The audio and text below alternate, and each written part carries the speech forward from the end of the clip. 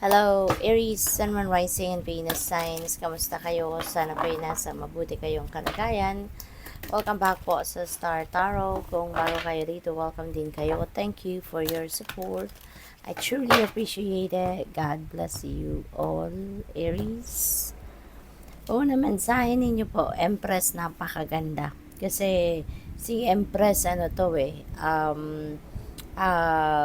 abundance and prosperity energy. Kaya napakaganda nitong message na to pagdating sa money, career, and finances, no? So, maaaring meron kayong mga sisimulang bagong ganap, no? Sa buhay ninyo sa ngayon na pwedeng pagkakitaan, pwedeng bagong source of income yan, bagong money path, no?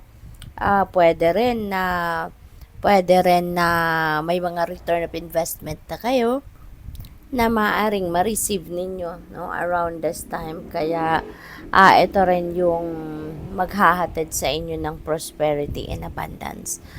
This is also a successful time, no, sa buhay ninyo. Kaya pwede talaga na meron ditong financial reward na marireceive kayo because of the job well done na ginawa ninyo. We have balance, and so balance will be back in your life.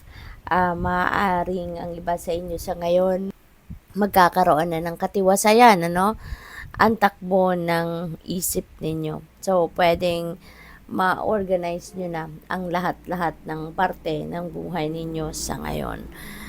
Pwede rin na ang iba sa inyo rito is going to come up with compromise, no? Maaring kayo makikipag-compromise with other people and makipag-collaborate, no? Para mahanap ninyo ang solusyon sa problema or solusyon sa kung ano man ang you're trying to solve, 'di ba? Kasi pwedeng sa trabaho 'yan, no? Pwedeng sa pamilya. What else? We have the world. Wow. So maganda 'to, si world. This is a very successful time din talaga sa buhay ninyo sa ngayon kasi this is a time for accomplishment. This is a time for achievements, no? Kaya congrats sa iyo kasi ano na to, eto na yung bunga ng inyong pagsisikap, paghihirap, pagtsatsaga, no?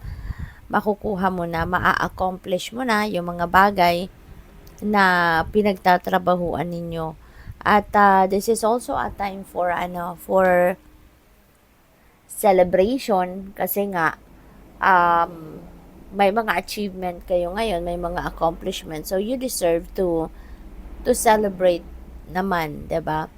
Travel din, ano, baka since this is the world, baka may travel abroad or baka may travel around the world, no? Ang iba sa inyo, pwedeng magtutour, pwedeng expansion, pwedeng related sa trabaho, sa career ninyo or negosyo, yung travel na ito.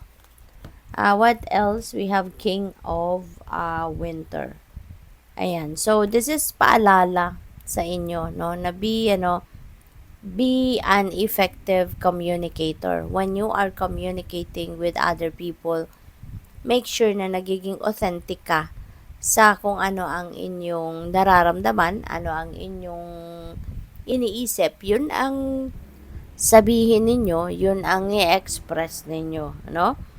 At saka, maaari din ang iba sa inyo rito, baka ka nangangailangan din kayo ng tulong ng iba, professional opinion or advice probably ang kailangan ninyo. Kaya siguro lalapit din kayo ngayon sa mga professionals to consult, no? Or hihingi kayo ng professional advice. What else? We have Three of Summer. Ayan, may mga celebration talaga kayo. No, this is a celebratory energy. So, i-enjoy ninyo yan. Have fun. At saka, i-celebrate ninyo kung ano yung mga achievements ninyo. 'Di ba? Deserve ninyo 'yan. Tapos yung ano kasi yung pagse-celebrate natin, 'di ba? Parang that is one way of acknowledging the blessing then na pinadala sa atin ng universe. That is also one way of expressing gratitude sa universe, 'di ba?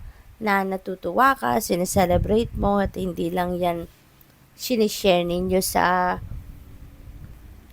person ninyo, sa magulang ninyo, but also even with friends, no? Kaya take advantage of that energy. Celebrate ninyo ang mga dapat i-celebrate, magsaya, 'di ba? Probably din ang iba sa inyo, aside from accomplishments, baka meron din ditong engagement, 'di ba?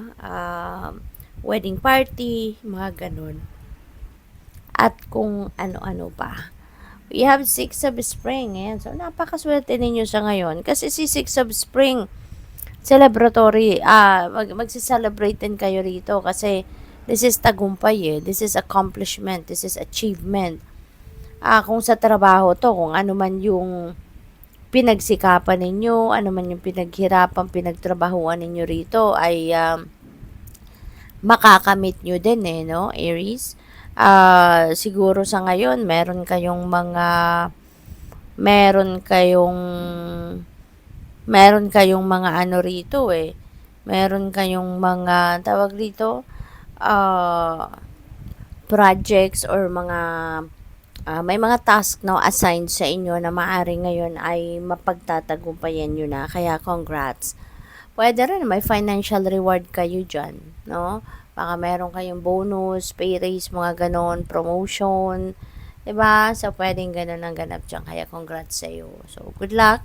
Thank you for watching. Love and light. Namaste.